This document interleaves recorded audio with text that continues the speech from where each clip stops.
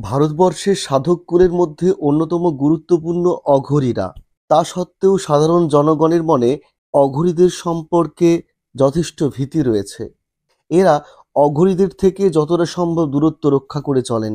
এমনকি অনেকেই বিশেষ এই সম্প্রদায়কে হেয় চোখে দেখেন, ছায়া পর্যন্ত মানেন না। এর কারণ কি? অবশ্যই এদের তথাকথিত নিম্নমানের সাধন পদ্ধতি। অঘোরীদের সাধন পদ্ধতি ও ক্রিয়াকর্মের কথা আপনাদের সামনে তুলে ধরবার আগে একটা ছোট্ট ইন্ট্রো। ফিরে আসছি কয়েক সেকেন্ডে।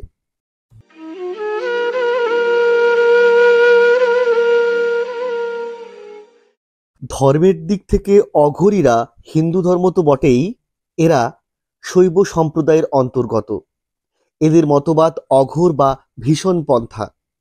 যিনি শিব অর্থাৎ অনাসক্ত, আচার ব্যবহার ও লোকাচারের বাইরে অবস্থান করেন।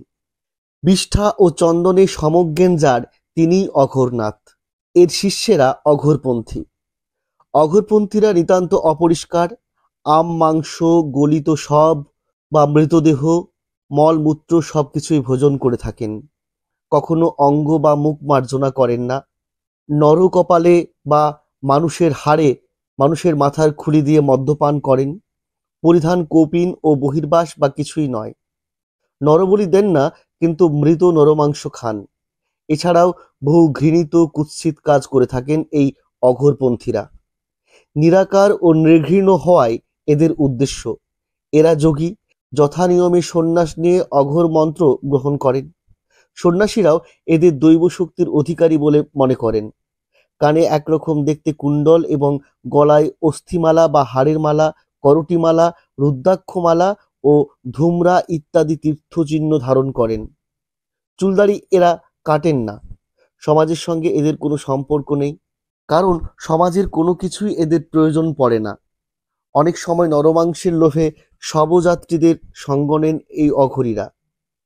এদের আদিস্থান বরোদা রাজ্য। এখানে অঘোরেশ্বর নামে একটি মঠ ছিল। এই মঠে এরা থাকতেন। তবে বর্তমানে বিভিন্ন বড় বড় শ্মশানে, বিভিন্ন পীঠে এরা স্বাচ্ছন্দ্যে বসবাস করেন। বিভিন্ন পালা পার্বণ উৎসব উপলক্ষে এরা সে সমস্ত মঠ ও শ্মশান থেকে জমায়েত হন অনুষ্ঠানের স্থলে। আজকাল এরা প্রায় নিঃশেষিত। অতি প্রাচীন সম্প্রদায় এই অঘোরপন্থীরা। মার্কোপোলো, প্লিনি, অ্যারিস্টটল প্রমুখ দার্শনিকেরা এদের উল্লেখ করেছেন। গৌতম বুদ্ধ এদের অচেলক বলতেন।